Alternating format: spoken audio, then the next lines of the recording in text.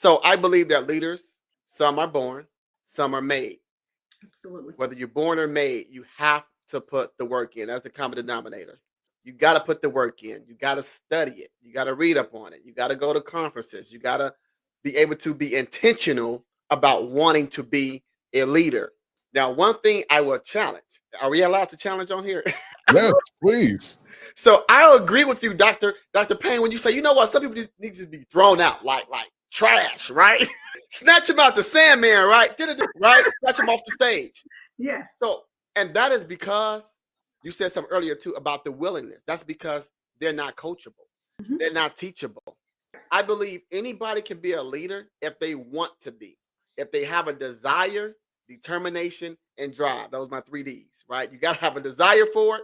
You got to have a strong determination, and you got to have a drive, right? In order to be whatever you want to be. So in leadership, it's the same thing. You may be born with it, but guess what? You still have to be able to cultivate it.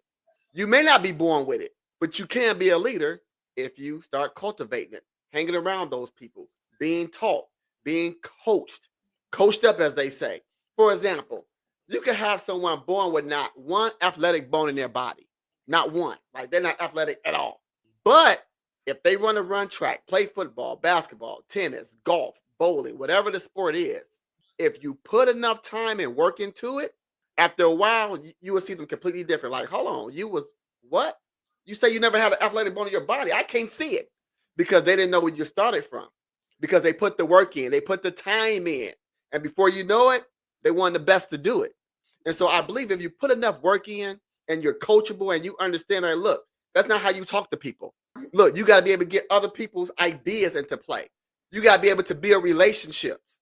You ain't always the smartest person, right? It shouldn't be your way or no way. When you start learning these things, basic fundamental leadership, and you start growing in those areas, you can become a phenomenal leader.